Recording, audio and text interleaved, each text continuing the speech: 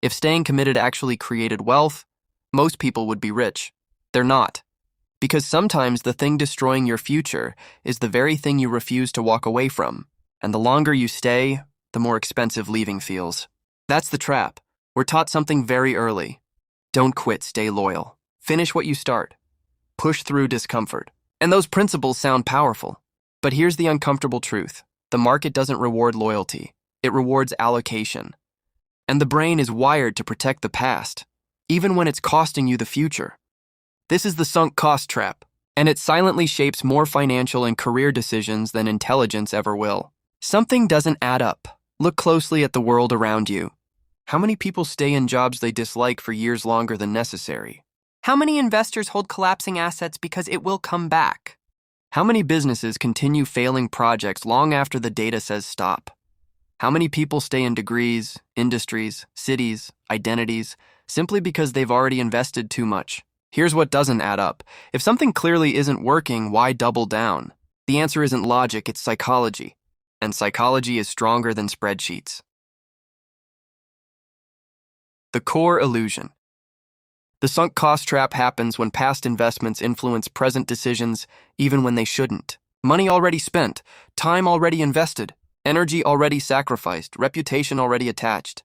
None of it can be recovered. But the brain treats those costs as if they must be defended. And the more you've invested, the more painful it feels to leave. So you stay, not because it's smart, but because it protects your ego. Psychological layer 1, loss aversion. The human brain hates loss more than it enjoys gain. Losing $10 hurts more than gaining $10 feels good. So when an investment drops 40%, selling feels like confirming failure. You don't want to profit anymore. You want redemption. You just want to get back to break even. But break even is not a strategy. It's emotional closure disguised as financial logic. And markets don't compensate emotion. They compound clarity. Psychological layer 2, identity attachment, and it gets deeper. You don't just invest money. You invest identity. I'm an entrepreneur. I'm a lawyer. I'm in this industry. I'm not someone who quits. Leaving isn't just a strategic shift. It feels like identity collapse. So people defend the identity even when the strategy is broken. And once identity enters the equation, rational thinking quietly exits. Psychological layer 3, public commitment. It becomes worse when others know. You announced the business, you posted about the promotion, you told your family about the degree. You declared your investment publicly. Now leaving feels humiliating.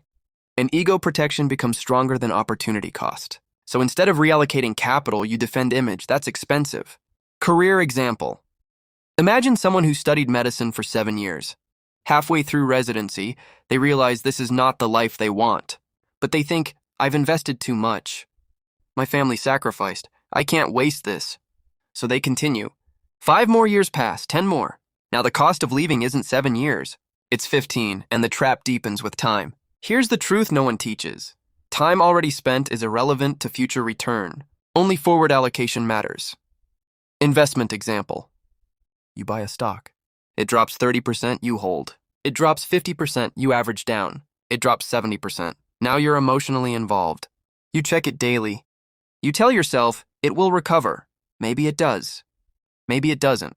But here's the critical mistake. You're not evaluating opportunity.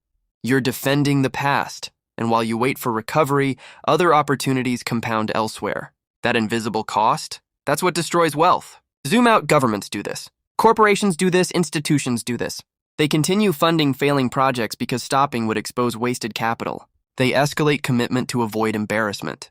It's called escalation of commitment, and it's systemic. The larger the organization, the harder it becomes to admit error. The same applies to individuals. The larger your ego investment, the harder the pivot. The hidden killer, opportunity cost. Here's where it becomes dangerous. Opportunity cost is invisible. You don't see the gains you missed. You don't see the compounding you forfeited. You don't see the alternative life path.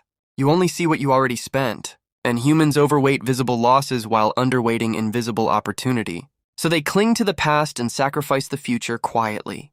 Not dramatically, quietly. The comfort bias intersection. Sometimes the sunk cost trap isn't aggressive. It's comfortable. You stay in the stable job because leaving feels risky. You stay in the stagnant investment because selling feels uncomfortable. You stay in the safe path because pivoting feels uncertain. And comfort slowly compounds into limitation, not failure. Limitation. And limitation feels safer than uncertainty until 10 years pass. The brutal question. Here's the question that cuts through everything. If you were starting from zero today, knowing what you know now, would you choose this again? If the answer is no, your brain already knows the truth. The rest is ego negotiation. Capital intelligence is not about quitting impulsively. It's about reallocating intelligently. There's a difference. Impulsive quitting is emotional. Strategic reallocation is analytical. One is reaction. The other is forward positioning. The goal is not to avoid discomfort. The goal is to avoid defending dead capital. Your time is capital. Your energy is capital. Your reputation is capital. Your attention is capital. And capital must flow to where future return is highest, not where past emotion is strongest. Here's the twist. High intelligence increases vulnerability. Because intelligent people are better at rationalizing. They create sophisticated justifications. They reinterpret data. They cherry-pick evidence. They overestimate recovery odds. Confidence turns into attachment. Attachment turns into escalation. Escalation turns into stagnation. The smarter you are, the more convincing your story becomes, and that's dangerous. The grief phase. Let's address something honest. Letting go hurts. You grieve the version of yourself that believed it would work.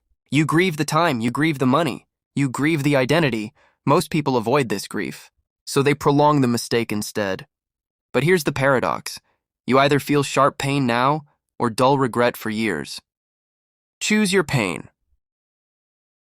The forward allocation principle. The wealthy think differently. They ask, where will my next dollar produce the highest return? Not, how do I justify the last dollar? They treat decisions as capital allocation, not emotional defense. They detach identity from strategy.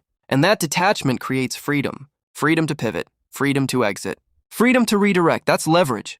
The sunk cost trap doesn't look dramatic. It looks responsible, committed, disciplined, resilient. But sometimes, what looks like resilience is fear of admitting change. And the system quietly rewards those who can detach faster than others. Because the future belongs to those who reallocate early. The advice is popular, never quit. The results are rare because intelligent persistence is different from emotional attachment. That gap explains everything. If this shifted your perspective, don't just agree, audit your life. Where are you defending the past instead of allocating toward the future? Capital intelligence isn't about working harder, it's about thinking cleaner. And the system only rewards those who allocate forward. Subscribe if you're building with intention, because clarity compounds. And attachment costs more than you think.